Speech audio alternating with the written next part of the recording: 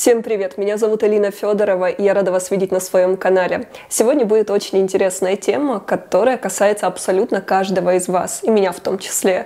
И я уверена, что после просмотра этого видео у вас будет много осознаний, которые помогут изменить вашу жизнь в лучшую сторону. Поэтому досмотрите это видео до конца. Сегодня мы будем говорить об эго. Я уверена, что каждый из вас знает, что такое эго. Сейчас поставьте это видео на паузу и попробуйте для себя сформулировать своими словами, что такое эго и зачем оно нам нужно. И напишите в комментариях, только без подсматривания в Google. С давних времен человек пытался понять себя, понять окружающий его мир, найти отличия между ними, другими людьми, нащупать границы дозволенного. И вот в процессе этих поисков сформировалось такое понятие, как эго, которое помогало вот всему этому. Эго — это и есть наше «я». То есть это набор сознательных наших предпочтений, убеждений, взглядов, целей. Это то, что нас делает нами. То есть эго отвечает за сохранность нашего образа. Итак, давайте рассмотрим самые главные функции эго. Это поддержание личностного пространства, самодисциплины, внутреннего стержня. Это баланс между нашими инстинктами и чувством долга, совестью и так далее. Это контроль собственной привлекательности, положение в обществе. Это направление личностной активности. Здоровое эго включает в себя самоуважение, адекватную самооценку, безусловную любовь к себе, желание беспрерывно развиваться, желание совершенствоваться, объединяться с другими людьми, защищать себя от нападок. Эго обеспечивает сохранность нашего «я» в процессе развития, тем самым мы можем выделить себя на фоне окружающих. Тем более в современном мире, когда слишком много разных мнений, все так быстро меняется, и поэтому нам очень важно уметь прислушиваться к себе и быть, так скажем, верным своим принципам, своим убеждениям, и эго нам в этом помогает. Но эго может сыграть с человеком злую шутку. То есть оно нам нужно, оно нас защищает, нам помогает, но при этом также мы можем попасть в мир иллюзий, заблуждений, неведения и натворить, так скажем, много не очень хороших вещей, если мы попадем в ловушку нашего эго. Итак, какие болезни эго бывают? Эго бывает раздутым. Когда человек упертый, единоличный, эгоист, эго может не вызреть. Тогда человек теряет контроль над собой. Вот он импульсивный, он себя чувствует беззащитным. Также эго может быть подавленным. Тогда человек постоянно чувствует себя нереализованным, униженным, обделенным, ущербным, чувствует, что им все пользуются и так далее. Причем, смотрите, ребят, любые позитивные качества человека могут стать со знаком минус, когда у человека больно эго. Например, если человек уверенный в себе, когда проблемы с эго, это перерастает в самоуверенность, самонадеянность, когда человек не считается с другими людьми, когда он считает, что, например, он всегда прав, что его мнение — это истина последняя инстанция, другие люди, мол, ничего не знают, с вытекающими отсюда последствиями. Человек, который, например, оберегает свои границы, он может стать тоже слишком черствым, отрешенным от людей. Даже человек, который пытается обезопасить себя от выгорания, который пытается не переработать, заботясь, да, казалось бы, о себе, это может тоже перерасти в то, что человек просто приходит к стагнации в своем развитии, к лености. Безусловно, у всех людей в разной степени, но абсолютно каждый из нас, и я в том числе, все мы сталкиваемся периодически с болезнями нашего эго. Это в какой-то степени наш путь развития. И тут уже вопрос в другом, как быстро мы сможем это заметить, как быстро мы сможем это принять и начать развиваться и становиться лучше. Также для того, чтобы сохранить нашу психику от каких-то потрясений, существуют разные механизмы защиты, которые используют эго. Вот, например, что-то происходит происходит такое, с чем нам будет тяжело справиться, и эго придумывает разные штуки. Например, первый вариант — это отрицание. Это когда человек бессознательно отрицает любые доводы, факты и не принимает действительность такой, какая она есть. Второй механизм защиты называется регрессия, когда человек впадает в такое состояние, знаете, либо животное, либо детское, когда человек говорит: ой, я не хочу вообще ничего решать, знать, я хочу просто на ручки, обнимите меня, я хочу залезть под одеяло и лежать там в вечность, и ничего мне не нужно знать. Также есть еще такой механизм защиты, как рационализация, когда человеку не подходит реальность, он не готов с ней мириться, то его мозг начинает придумывать различные способы, как это все перекрутить, чтобы это вписалось в его картинку мира.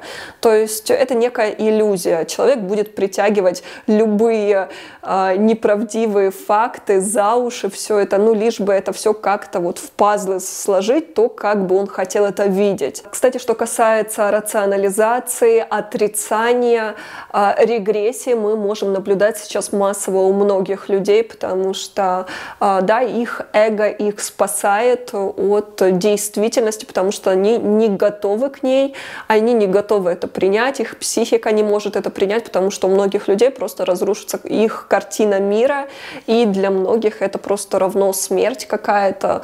Некоторые люди могут реально в сумасшедший дом попасть, на полном серьезе. Конечно же, многое зависит от личности, насколько она зрелая, насколько она развитая, потому что у развитого зрелого человека, конечно же, будет меньше включаться эго-защит, потому что человек будет более объективен, он будет видеть мир таким, какой он есть, он будет критичен, потому что он будет четко видеть, где он поступил неправильно, ему будет несложно признать, да, какую-то свою вину, либо признать тот факт, что он ошибся, и быстро это исправить. То есть у такого человека будет все легче.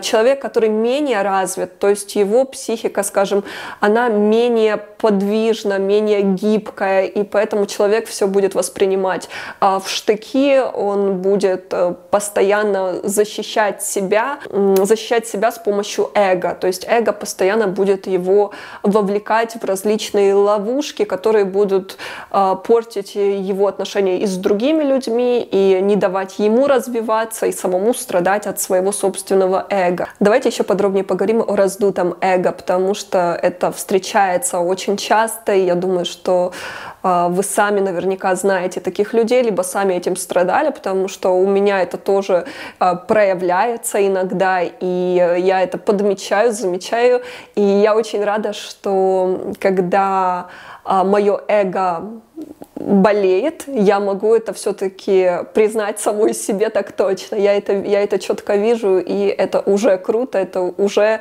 развитие. Человек, у которого раздутое эго, очень сложно воспринимает критику, потому что у него внутри борются две крайности. Это идеал какой-то недостижимый, к которому он стремится, и каким бы он хотел себя видеть, и в то же время вторая часть его, которая считает, что он вообще на дне, и вообще там все плохо. И вот когда кто-то начинает его критиковать, он словно вот раскрывает его секрет вот этого внутреннего конфликта, и это, знаете, как соль на рану, и человеку становится невыносимо больно от этого, и поэтому человек будет это очень яро проявлять. То есть это может быть скандал, это могут быть оскорбления, это может быть какой-то жесткий конфликт. Возможно, вы замечали, бывает так, что да вроде бы ничего вы такого плохого не сказали человеку, но почему-то реакция за этим последовала какая-то чересчур раздутая, яркая, и вы сами не поняли, потому что вы, так сказать, наступили на больную мозоль. У каждого она своя, у каждого своя какая-то внутренняя травма. Конечно же, у человека, у которого нет внутри этой боли, нет проблем с его эго, то его не заденет какая-то вещи, даже неприятные. Ну да, есть какие-то вещи, которые объективно никому не понравилось выслушивать, но реакции у людей могут быть на это совершенно разные. Кстати, именно публичные люди подвержены болезни раздутого эго, потому что это популярность, слава, много возможностей, денег, и все это в какой-то степени может развратить эго, тем самым человек попадается на его уловки и попадает вот в такую вот яму. Но опять же, это временное явление, то есть человек проходит этот этап, эго выздоравливает, и потом все становится снова в порядке. Ну и у каждого это может проявляться в разной степени. Если у человека, например, мания величия, да, вот началась уже, это не означает, что все, это уже пропащий человек, и вот он такой нет. Это вот состояние, в котором человек побудет, он поборется с миром, он поборется сам с собой, пройдет разные этапы, но все-таки он придет к выздоровлению рано или поздно. Тоже помогает бороться с раздутым эго. Первый способ — это всегда быть студентом, всегда учиться чему-то новому, потому что когда вы появляетесь в коллективе, попадаете в коллектив, где вы ниже уровнем, да, в чем-то, где люди будут более компетентны, более профессиональны, нежели вы, это будет позволять, так скажем, усмирить ваше эго, и тем самым вы постоянно будете развиваться. Второй способ — это самоирония, это юмор, когда вы можете пошутить над собой, и потом, когда вы уже начнете позволять другим шутить над вами, это уже хороший знак, это действительно помогает, потому что чаще всего люди, у которых раздутое эго, они не любят шутки над ними, потому что у них просыпается внутри этого собственная важность, чувство собственной значимости, важности, мол, как ты посмел вообще про меня такое сказать, как ты посмел пошутить надо мной и так далее. Вот это все включается. Также учиться понимать другого человека, ставить себя на место этого человека и просто вообразить, что этот человек такой, как вы, он тоже имеет право на свою точку зрения, и пусть вы с ней не соглашаетесь, но она имеет место быть. Это тоже отрезвляет. То есть, тут просто минутки такой осознанности. Также помогает, когда вы пытаетесь найти что-то общее между вами и этим человеком. Даже если вы в чем-то не согласны, у вас все равно может быть что-то, чтобы имело общее основание. И это тоже позволяет уже лучше относиться к человеку, больше его понимать, принимать и обуздать свое эго. Если говорить об эго с точки зрения религии, буддизм, даосизм и так далее, во всех религиях, да, есть такое понятие, как духовное просветление. Кого мы знаем духовно просветленным в истории? То есть самые знаменитые личности — это был Иисус Христос, Будда, Далай-лама. Что значит вообще состояние духовного просветления? Это когда умирает эго, это когда человек чувствует себя единым со всем, с природой, с другими людьми, он понимает, что он есть ничего, и он есть все одновременно. Когда человек, можно так сказать, растворяется в мире, он сливается все в одну энергию. И обычно как это происходит? Когда человек физически умирает, тогда и умирает его эго. А люди, которые смогли достигнуть просветления, они это сделали, находясь здесь, на Земле, в своем физическом теле. Но когда у них наступает момент просветления, они перестают быть теми, кем они были. То есть они себя больше не отождествляют себя со своим именем, со своим родом, со своей профессией, со всем тем, кем они себя считали до просветления. То есть их эго, оно растворилось, его больше нет. Они чувствуют других людей, они чувствуют природу, потому что они понимают, что это все одно целое, это единый организм, поэтому они всегда любят всех и пытаются помочь другим людям прийти к своему истинному состоянию. Потому что, опять же, если верить эзотерическим учениям, верить религиям, то эго — это некая иллюзия, которая помогает нам находиться здесь, в земном мире, в дуальном мире, в этом физическом теле для прохождения нашего пути здесь и получения необходимого нам опыта. Но наше эго на самом деле не есть мы, то есть не есть то, кем мы являемся по-настоящему. Только что я сказала дуальный мир. Что такое дуальный мир? Это мир разделения. То есть мы все в этом мире делим как на зло и добро, плохое, хорошее. Есть я, есть ты. И опять же, если верить эзотерическим учениям, верить религии, когда мы уходим, когда человек умирает его эго, больше дуальности нет, больше нет разделения. Человек понимает свое единство со всем в этом мире, со всеми людьми, живыми существами, природой, планетой.